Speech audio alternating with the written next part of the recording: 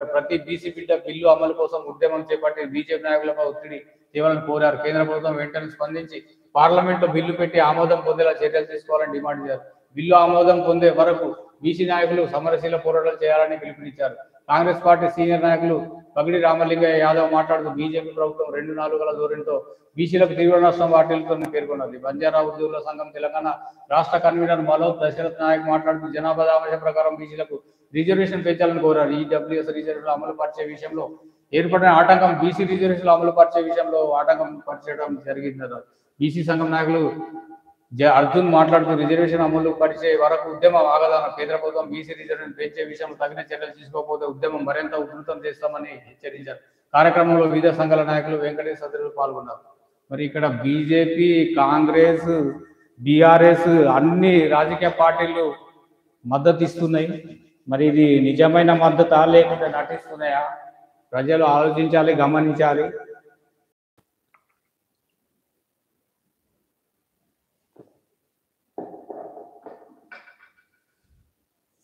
అదేవిధంగా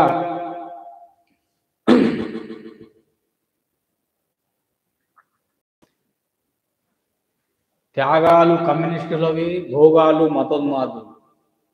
వామపక్ష పార్టీలు, మావోయిస్టులు ఏకం కావాలి. సిపిఐ నేతలకు పిలుపు. గోదావరి ఖని, అదాబ్ హైదరాబాద్.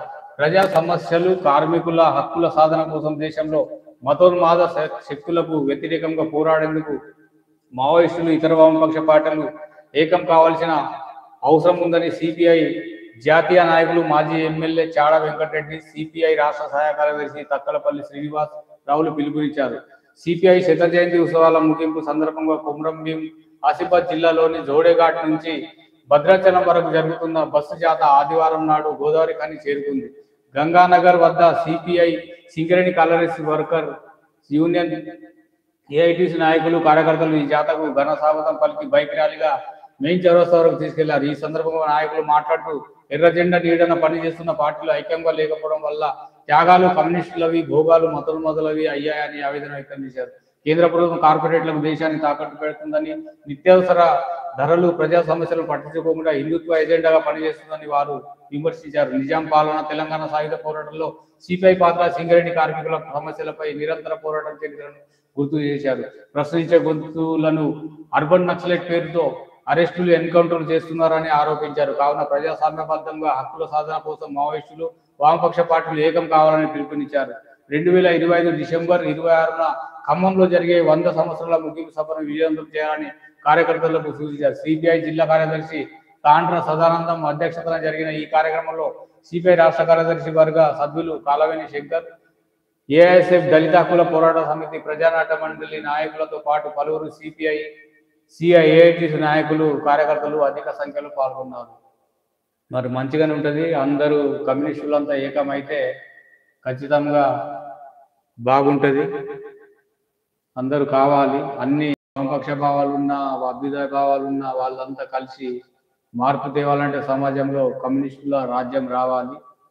ఎందుకంటే కమ్యూనిస్టులు చాలా హార్డ్ వర్క్ చేస్తారు. కాకపోతే ఈ ఓట్లు డబ్బులు ఇచ్చి ఓటును కొనే దాంట్లోనే వెనుకబడుతున్నారు. మరి ఇది మార్పు రావాలి. ఓటు కొనుగోలు అనేది చేంజ్ అయితే అప్పుడు కమ్యూనిస్టులు ఖచ్చితంగా అధికారంలో వస్తారు. అదేవిధంగా బీసీ రిజర్వేషన్లు ఇవ్వకుండా ఎన్నికలకు వెళ్తే రాష్ట్రం అగ్నిగుండంలా మారుతుంది. శ్రీనివాస్ గౌడ్ వార్నింగ్. కాంగ్రెస్ పార్టీ ఎన్నికల ముందు ఇచ్చిన హామీలను నెరవేర్చలేదని మాజీ మంత్రి శ్రీనివాస్ గౌడ్ విమర్శించారు. ఖమ్మంలో 3 మంత్రులు ఉన్నప్పటికీ అక్కడ అభివృద్ధి లేదని ఆరోపించారు.